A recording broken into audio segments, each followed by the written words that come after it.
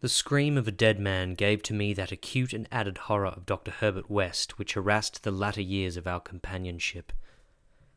It is natural that such a thing as a dead man's scream should give horror, for it is obviously not a pleasing or ordinary occurrence, but I was used to similar experiences, hence suffered on this occasion only because of a particular circumstance. And, as I have implied, it was not of the dead man himself that I became afraid. Herbert West, whose associate and assistant I was, possessed scientific interests far beyond the usual routine of a village physician. That was why, when establishing his practice in Bolton, he had chosen an isolated house near the Potter's Field. Briefly and brutally stated, West's sole absorbing interest was a secret study of the phenomena of life and its cessation, leading toward the reanimation of the dead through injections of an excitant solution. For this ghastly experimenting it was necessary to have a constant supply of very fresh human bodies. Very fresh because even the least decay hopelessly damaged the brain structure, and human because we found that the solution had to be compounded differently for different types of organisms. Scores of rabbits and guinea pigs had been killed and treated, but their trail was a blind one. West had never fully succeeded because he had never been able to secure a corpse sufficiently fresh. What he wanted were bodies from which vitality had only just departed. Bodies with every cell intact and capable of receiving again the impulse toward that mode of motion called life.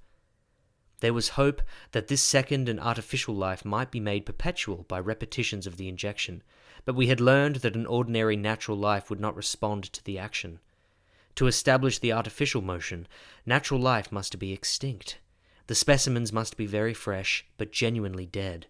The awesome quest had begun when West and I were students at the Miskatonic University Medical School in Arkham, vividly conscious for the first time of the thoroughly mechanical nature of life. That was 7 years before, but West looked scarcely a day older now. He was small, blond, clean-shaven, soft-voiced, and spectacled, with only an occasional flash of cold blue eye to tell of the hardening and growing fanaticism of his character under the pressure of his terrible investigations. Our experiences had often been hideous in the extreme, the results of defective reanimation, when lumps of graveyard clay had been galvanized into morbid, unnatural, and brainless motion by various modifications of the vital solution. One thing had uttered a nerve-shattering scream, another had risen violently, beaten us both to unconsciousness, and run amok in a shocking way before it could be placed behind asylum bars. Still another, a loathsome African monstrosity, had clawed out of its shallow grave and done a deed. West had had to shoot that object. We could not get bodies fresh enough to show any trace of reason when reanimated, so it perforce created nameless horrors. It was disturbing to think that one, perhaps two of our monsters still lived. That thought haunted us shadowingly, till finally West disappeared under frightful circumstances. But at the time of the scream in the cellar laboratory of the isolated Bolton cottage, our fears were subordinate to our anxiety for extremely fresh specimens. West was more avid than I, so that it almost seemed to me that he looked half covetously at any very healthy living physique. It was July 1910 that the bad luck regarding specimens began to turn. I had been on a long visit to my parents in Illinois, and upon my return found West in a state of singular elation. He had, he told me excitedly, in all likelihood solved the problem of freshness through an approach from an entirely new angle, that of artificial preservation. I had known that he was working on a new and highly unusual embalming compound, and was not surprised that it had turned out well.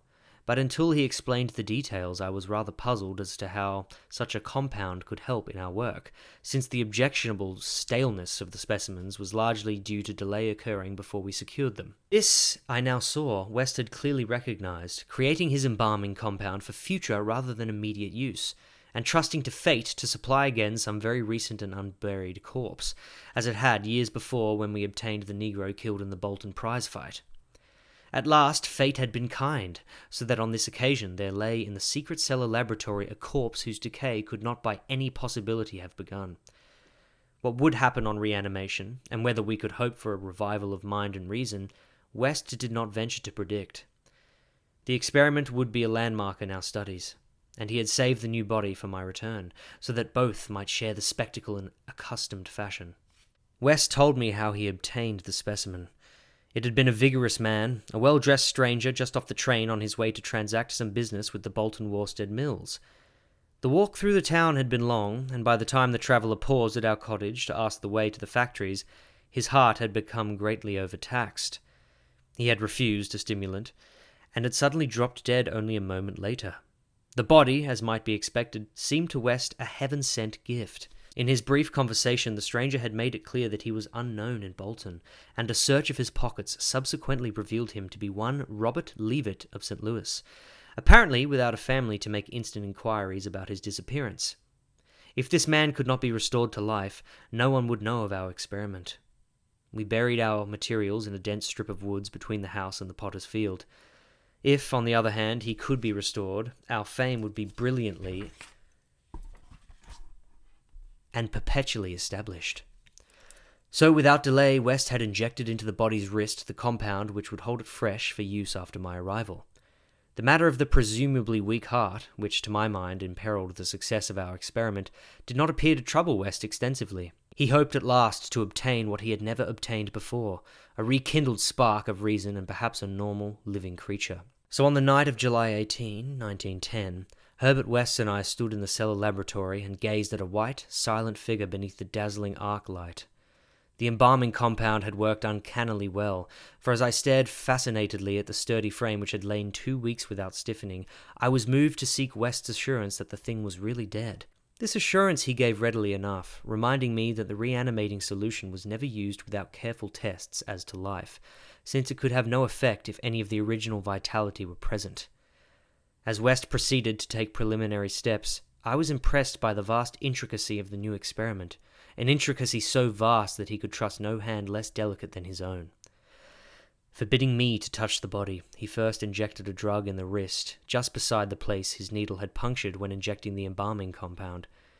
This, he said, was to neutralize the compound and release the system to a normal relaxation so that the reanimating solution might freely work when injected. Slightly later, when a change and a gentle tremor seemed to affect the dead limbs, West stuffed a pillow-like object violently over the twitching face, not withdrawing it until the corpse appeared quiet and ready for our attempt at reanimation.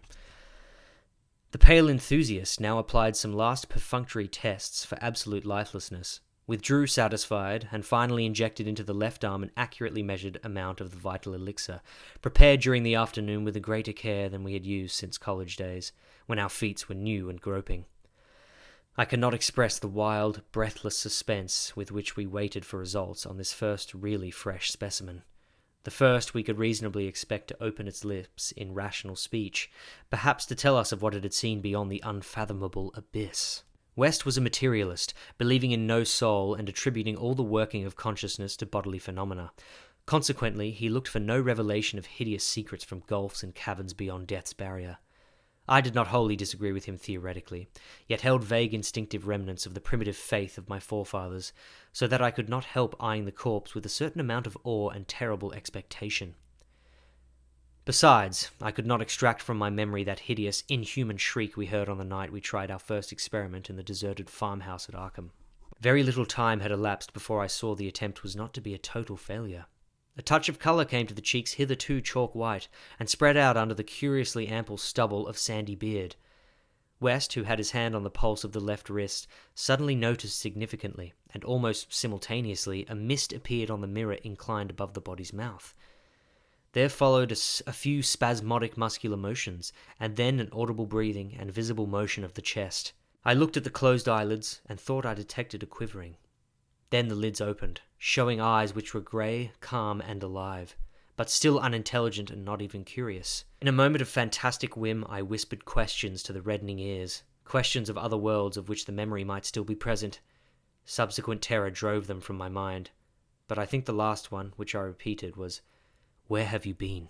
I do not yet know whether I was answered or not, for no sound came from the well-shaped mouth.